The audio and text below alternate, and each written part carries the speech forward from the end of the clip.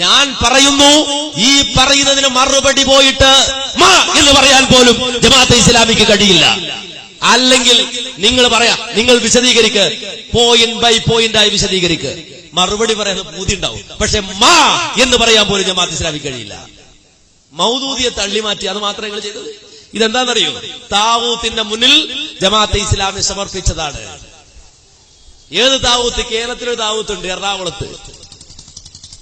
ആ എറണാകുളത്ത് താവൂത്തിന്റെ മുന്നിൽ, കോടതിക്ക് മുന്നിൽ, ഹൈക്കോർട്ടിൽ ജമാഅത്തെ ഇസ്ലാമി സമർപ്പിച്ചതാണ്. ഇതാരാ എഴുതി കൊടുത്താള്? കേട്ടോളൂ. ആരാ എഴുതി കൊടുത്താള്? സാക്ഷാൽ Arif Ali, Arif Ali, aged 49 years, son of Mr. T.C. Alavi, having my office at zonal office Jamaat Islami Hind, Kerala zone, first floor, Hira Center, Mavur Road, Kozhikode 673004, Kerala എന്ന് പറഞ്ഞിട്ട് അഡ്രസ് അടക്കം എഴുതി ഹിറ സെന്ററിൽ ഇരുന്നിട്ട് ആരിഫ് അലി സാഹിബ് ഹൈക്കോടതിയിൽ സമർപ്പിച്ച റിട്ട് ഹർജി, അതാണ് ഇതുള്ളത്, എന്റെ കയ്യിലുള്ളത്. ഇതിലെന്താ പറയുന്നത് അറിയോ? ഒരു സത്യം പറയാ ജമാഅത്തെ ഇസ്ലാമിക്കാരൻ. എന്താ സത്യം? ജമാഅത്തെ ഇസ്ലാമിക്കെതിരായി, മതേതരത്വത്തിനും ജനാധിപത്യത്തിനുമെതിരെ ജമാഅത്തെ ഇസ്ലാമി നടത്തിയ പരാമർശം, മതേതരത്വം, ജനാധിപത്യം, ദേശീയത, ഒരു താത്വിക വിശകലനം എന്ന് പറയുന്ന പുസ്തകം, ആ പുസ്തകം പിന്നെ ഹൈക്കോടതിയിൽ കൊണ്ടുവന്നു കൊടുത്തു. അതിൽ പറയുന്നത് ആധുനിക മതേതരത്വ ജനാധിപത്യം ഒരു മുസ്ലിമിന്റെ ഇസ്ലാമിനും ഈമാനിനും ഘടകവിരുദ്ധമാണെന്ന് മൗദൂദി പറയാണെന്ത്? മുസൽമാന്മാരെ സംബന്ധിച്ചിടത്തോളം ഞാനിത് അവരോട് തുറന്നു പ്രസ്താവിക്കുന്നു, ആധുനിക മതേതര ദേശീയ ജനാധിപത്യം നിങ്ങളുടെ ഇസ്ലാമിനും ഈമാനിനും ഘടകവിരുദ്ധമാണ്.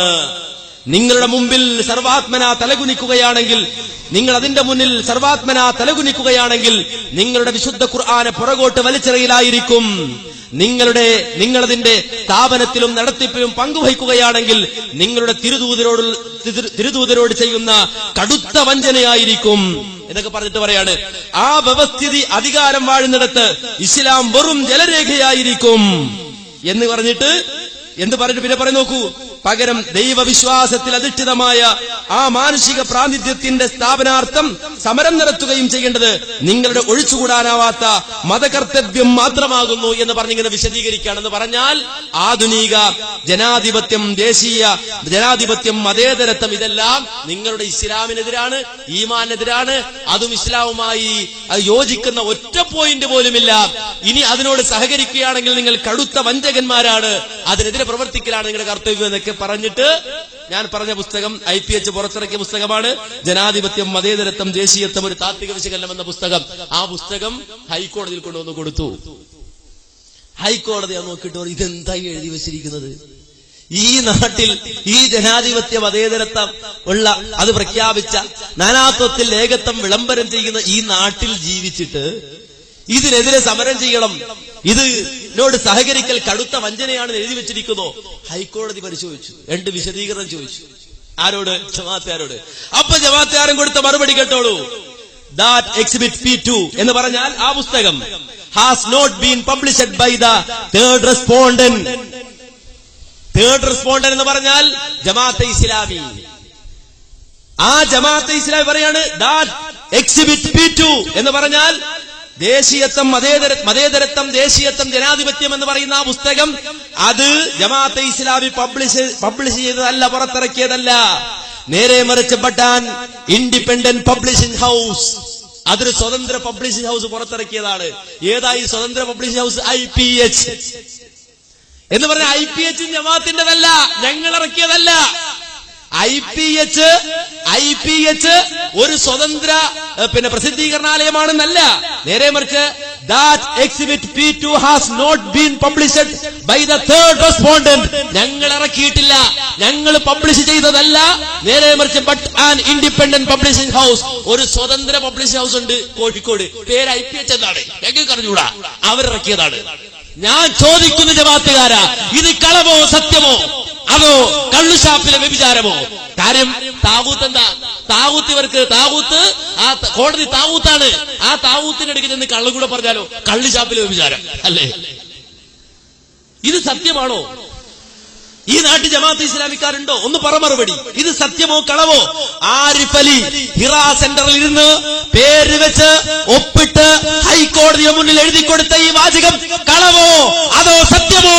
പറയുമോ ജമാഅത്ത് ഇസ്ലാമിക്കാരാ? സത്യത്തോട് ബന്ധമുണ്ടെങ്കിൽ, ആത്മാർത്ഥതയുണ്ടെങ്കിൽ മറുപടി വേണ്ടേ? മറുപടി വേണ്ടേ? ഇനി ചുവട്ടിലുണ്ട്, ഇവർക്ക് വേറൊന്നുണ്ട്. എന്ത്? ഇവരുടെ കേന്ദ്രാസ്ഥാനം അതാണ് IPH പോലെ ഉള്ള ഉറുദു പ്രസിദ്ധീകരണങ്ങൾ പുറത്തു വരുന്ന മർക്കസി മക്തബ. അതിനെപ്പറ്റി ഇവര് പറയാതെ ഞങ്ങളുടെ അല്ല, അത് സ്വതന്ത്രമാണ്, അത് ഏതോ ഒരു ആൾക്കാർ നടത്തുന്ന ഒരു പ്രസിദ്ധീകരണാലയാണ്, ഞങ്ങളുടേതല്ല. ഇതൊരു കോടതിയുടെ മുന്നിൽ എഴുതി കൊടുക്കാണ്, ഹൈക്കോടതിയിൽ എഴുതി കൊടുക്കാണ്, ആരിഫ് അലി ഒപ്പുവെക്കാണ്, കോടതിയുടെ മുന്നിൽ പറയുകയാണ്.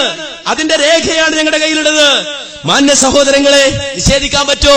ഈ നാട്ടിലെ ജമാഅത്തുകാരാ, നെഞ്ചത്ത് കൈവച്ച് ചിന്തിക്ക്. ഒരു കാലഘട്ടത്തിൽ പള്ളിയില്ലാതിരുന്ന, വിദേശ ഫണ്ടില്ലാതിരുന്ന കാലഘട്ടത്തിൽ ഹാജി സാഹിബിനെ പോലുള്ള ആളുകൾ കേരളക്കരയിൽ കടന്നു വന്നുകൊണ്ട് ജമാഅത്തെ ഇസ്ലാമി രൂപീകരിക്കുമ്പോ അതേ കേന്ദ്രാലയത്തിൽ നിന്ന് 700 രൂപ ഈ ഒരു സ്ഥാപനം തുടങ്ങുന്നതിന് വേണ്ടി നിങ്ങൾക്ക് അനുവദിച്ചു കിട്ടി. ആ 700 രൂപ നിങ്ങൾ കയ്യിലടുക്കി പിടിച്ച് വളർത്തി വലുതാക്കിക്കൊണ്ടുവന്ന ജമാഅത്തെ ഇസ്ലാമിയുടെ പ്രസിദ്ധീകരണാലയമായ IPH ഞങ്ങളുടേതല്ല, അത് സ്വതന്ത്രമാണ് എന്ന് കോടതിയിൽ പോയി ആരിഫ് അലി പറഞ്ഞത് കളവല്ലേ? അത് കളവല്ലേ? താവൂത്തിന്റെ മുന്നിൽ കള്ളം പറഞ്ഞതല്ലേ? ഇത് രേഖയാണ്, എഴുതി കൊടുത്തതാണ്. ഇത് ഞങ്ങൾ ഉണ്ടാക്കിയെന്ന് പറയണമെങ്കിലേ ഇവിടെ കോടതിയിൽ ചെന്നാൽ നിങ്ങൾക്ക് അത് കിട്ടും. ഏതൊരാൾക്കും കിട്ടും, ഏതൊരാൾക്കും കിട്ടും. ഞങ്ങൾക്ക് കളവ് പറയാൻ പറ്റുമോ? ഇല്ലെങ്കിൽ പറഞ്ഞില്ല എന്ന് പറ. ഹൈക്കോടതിയിൽ അങ്ങനെ പറഞ്ഞിട്ടില്ല എന്ന് പറ. ഇനി ഞാൻ ചോദിക്കട്ടെ, IPH ജമാഅത്ത് ഇസ്ലാമിയുടേതല്ലേ? അല്ലേ? എന്താ കേട്ടോ, ഒരു വിഷമമില്ല. നിങ്ങൾക്ക് ആർക്കും ഇപ്പൊ പോയിട്ട് അടുത്തൊരു ഇന്റർനെറ്റ് കേഫ് ഉണ്ടെങ്കിൽ അവിടെ പോയിട്ട് നിങ്ങൾക്കിപ്പോൾ സെർച്ച് ചെയ്യാം. എന്താണ്? നിങ്ങൾക്കിപ്പോ അതിന്റെ ഭാഗം നിങ്ങൾക്ക് സ്ക്രീനിൽ വേണമെങ്കിൽ കാണാം. IPHനെ പറ്റി പറഞ്ഞു കേട്ടോളൂ. അതിന്റെ സൈറ്റിൽ, ഇസ്ലാമിക് പബ്ലിഷിംഗ് ഹൗസിന്റെ സൈറ്റിൽ പറയാണ്, ദക്ഷിണേന്ത്യയിലെ ഏറ്റവും വലിയ ഇസ്ലാമിക പ്രസാധനാലയമായ Islamic Publishing House IPH Indian Jamaat ഇസ്ലാമിയുടെ കേരള ഘടകത്തിന്റെ ഔദ്യോഗിക പുസ്തക പ്രസാധനാലയമാണ്. കേട്ടോ, ഔദ്യോഗികമാണ്. ജമാഅത്തെ ഇസ്ലാമി കേരള ഘടകത്തിന്റെ ഔദ്യോഗിക പുസ്തക പ്രസാധനാലയമാണ്. 1945 VP മുഹമ്മദ് അലി ഹാജിയാണ് അതിന് തുടക്കം കുറിച്ചത്. അപ്പോ ജമാഅത്തെ ഇസ്ലാമിയുടെ ഔദ്യോഗിക പ്രസിദ്ധീകരണാലയമാണ് എന്ത്? IPH. IPHന്റെ സൈറ്റിൽ IPH.com എന്ന് അടിച്ചു നോക്കുവോ, IPHKerala.com എന്ന് അടിച്ചു കൊടുത്താൽ ഇപ്പൊ നിങ്ങൾക്ക് പരിശോധിക്കാം. ഇപ്പൊ പിടിക്കാണ് കളവ് ഇല്ലേ? ഇനി മർക്കസി മക്തബ, അതാരുടേതാ? മർക്കസി മക്തബ.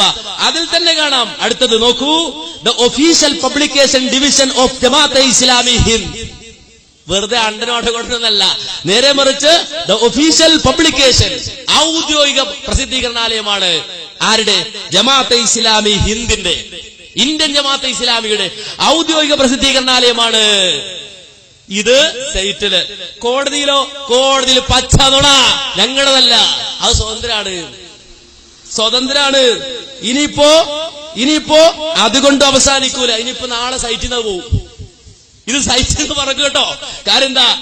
ഈ പുസ്തകം പ്രബോധനം 50ാം വാർഷിക പതിപ്പ്, ഈ പുസ്തകം ഇത് നിങ്ങൾക്ക് പ്രബോധനത്തിന്റെ സൈറ്റിൽ പോയാൽ ഇതിന്റെ PDF ഫയൽ ഉണ്ട്. ഈ IPH 50ാം വാർഷിക പതിപ്പിന്റെ PDF ഫയല് പ്രബോധനത്തിന്റെ സൈറ്റിലുണ്ട്. പക്ഷേ ഇതിലെ ഒരു ലേഖനം അവിടെ കാണുന്നില്ല. ഏതാ ലേഖനം? കാശ്മീർ ജമാഅത്തെ ഇസ്ലാമി എന്ന പേരിൽ ഇതിൽ എടുത്തുകൊടുത്ത ലേഖനം ഇന്റർനെറ്റിൽ PDF ഫയലിൽ കാണുന്നില്ല. എന്തേ കാരണം? നിങ്ങൾ കളവ് നടത്തുന്നു, അതുകൊണ്ട് തന്നെ വഞ്ചന ചെയ്യുന്നു, ഈ സമൂഹത്തെ വഞ്ചിക്കുന്നു എന്നുള്ളത് കൊണ്ട് തന്നെ. ഇനി സൈറ്റിൽ നിന്ന് പോയാല് അല്ലെങ്കിൽ ആ ഇന്റർനെറ്റിൽ നിങ്ങൾ എടുത്തു കളഞ്ഞാല് നിങ്ങൾ രക്ഷപ്പെടുമെന്ന് വിചാരിക്കണ്ട. ദേ പിടിച്ചോ, ഇത് ജമാഅത്തെ ഇസ്ലാമിയെ അറിയുക എന്ന പേരിൽ മുമ്പ് നിങ്ങൾ ഇറക്കിയ ഒരു നോട്ടീസാണ്. ജമാഅത്തെ ഇസ്ലാമി കേരള. ഇതില് നിങ്ങൾ അറിയാതെ ഇത് എഴുതി വെച്ചു പോയി. എന്ത്? IPH എന്ന് പറഞ്ഞാൽ അത് ജമാഅത്തെ ഇസ്ലാമിയുടെ സ്ഥാപനമാണ്. ഇന്ത്യയിലെ ഏതാണ്ട് എല്ലാ പ്രമുഖ ഭാഷകളിലും ജമാഅത്ത് പുസ്തകങ്ങളും പ്രസിദ്ധീകരണങ്ങളും പുറത്തിറക്കുന്നു. ഹിന്ദി, ഉറുദു, ബംഗാളി, ആസാമീസ്, പഞ്ചാബി, ഗുജറാത്തി, മറാഠി, തെലുങ്ക് എന്ന് പറഞ്ഞിട്ട് ഇങ്ങനെ പോവുകയാണ്. എന്നിട്ട് പറയാണ് എന്ത്? ഇതിൽ 1000-ലേറെ ഗ്രന്ഥങ്ങൾ പ്രസിദ്ധീകരിച്ച മർക്കസി മക്തബ ഇസ്ലാമിയും കേരളത്തിലെ ഇസ്ലാമിക് പബ്ലിഷിംഗ് ഹൗസും എടുത്തു പറയത്തക്കതാണ്. അപ്പൊ നിങ്ങൾ തന്നെ നോട്ടീസ് എഴുതി വേറെ അയച്ചിട്ടുണ്ട്, അതുകൊണ്ട് സൈറ്റിൽ നിന്ന് പോയതുകൊണ്ട് കാര്യമില്ല. മാത്രമല്ല ആ സൈറ്റൊക്കെ എത്തേണ്ടടുത്ത് എത്തിപ്പോയിട്ടുണ്ട്. അതുകൊണ്ട് തന്നെ നിങ്ങളെ സംബന്ധിച്ചിടത്തോളം അതുകൊണ്ടൊന്നും നോണ കൊണ്ടൊന്നും പിടിച്ചിക്കാൻ പറ്റില്ല. കളവ് പറഞ്ഞിട്ട് പിടിച്ചിക്കുക, കളവ് പറഞ്ഞിട്ട് അതും കോടതിയുടെ മുന്നിൽ കളവ് പറഞ്ഞിട്ട് പിടിച്ചിക്കുക, ഇല്ലെങ്കിൽ ഇല്ലെന്ന് പറയൂ. അപ്പോ പ്രസിദ്ധീകരണാലയം പോലും തള്ളുകയാണ്. പ്രസിദ്ധീകരണാലയം മാത്രമല്ല അതിൽ തള്ളിയിട്ടുള്ളത്, നേരെ മറിച്ച് ഇത്ര കൂടി പറയുന്നുണ്ട്. എന്താ പറയുന്നത്? IPH ഞങ്ങളുടേതല്ല, IPH ഞങ്ങളുടേതല്ല എന്ന് മാത്രമല്ല, അത് സ്വതന്ത്ര പ്രസിദ്ധീകരണാലയമാണ് എന്ന് മാത്രമല്ല, അതിൽ പറയുകയാണ്. എന്താ പറയുന്നത് കേട്ടോളൂ. The third respondent is not responsible for the views of the author. എന്താ പറഞ്ഞത്? ഈ പുസ്തകം എഴുതിയ ആളുടെ ആ വ്യൂ ഉണ്ടല്ലോ, ആ കാഴ്ചപ്പാടോട് ജമാഅത്ത് ഇസ്ലാമി ഒരിക്കലും യോജിക്കുന്നില്ല. ഏത് IPH പുറത്തിറക്കിയ പുസ്തകം, ആ പുസ്തകത്തിൽ പറഞ്ഞ കാര്യം, അതും മൗദൂദി പറഞ്ഞ കാര്യമായിട്ട് ഞങ്ങൾക്കൊരു യോജിപ്പുമില്ല, ഞങ്ങളുടെ വീക്ഷണത്തിൽ അത് എതിരാണ്. ഇവരെ കൊണ്ട് പടത്തിന് ഓരോ പണി ചെയ്യിക്കണത് നിങ്ങളൊന്ന് ആലോചിച്ച് നോക്കിയിട്ട് എന്താ സംഭവം എന്നറിയോ? ഇത് പെട്ടതാണ് സംഗതി. ഈ പുസ്തകം നേരത്തെ പറഞ്ഞ മതേതരത്വം, ദേശീയത്വം, ജനാധിപത്യം എന്ന പുസ്തകം ഉണ്ടല്ലോ, അത് പേര് മാറ്റിയതാ. ആ പുസ്തകത്തിന്റെ യഥാർത്ഥ പേര് എന്താണെന്ന് അറിയോ? നേരത്തെയുള്ള പുസ്തകത്തിന്റെ പേര് ജമാഅത്തെ ഇസ്ലാമിയുടെ സന്ദേശവത. അത് ഈ പുസ്തക കണ്ടോ? ഇത് 1979 ഇറക്കിയതാ. ജമാഅത്തെ ഇസ്ലാമിയുടെ കാഴ്ചപ്പാടുമായി യാതൊരുവിധ ബന്ധവുമില്ലെന്ന് കോടതിയുടെ മുന്നിൽ പറഞ്ഞ ജമാഅത്തുകാരാ. ആ പുസ്തകത്തിന്റെ പേരെന്തായിരുന്നു? 1979 വരെ ജമാഅത്തെ ഇസ്ലാമിയുടെ സന്ദേശം എന്ന പേരിലായിരുന്നു ആ പുസ്തകം പുറത്തിറങ്ങിയത്. ജമാഅത്തെ ഇസ്ലാമിയുടെ സന്ദേശം എന്ന പേരിൽ പുറത്തിറങ്ങിയ പുസ്തകത്തിലുള്ളത് ജമാഅത്തെ ഇസ്ലാമിയായിട്ട് ബന്ധമില്ലാത്തതാണ്. നിങ്ങളൊന്ന് ചിന്തിച്ചു, ഇങ്ങനെ മനുഷ്യന്മാരെ കളവ് പറയണോ? എന്നിട്ട്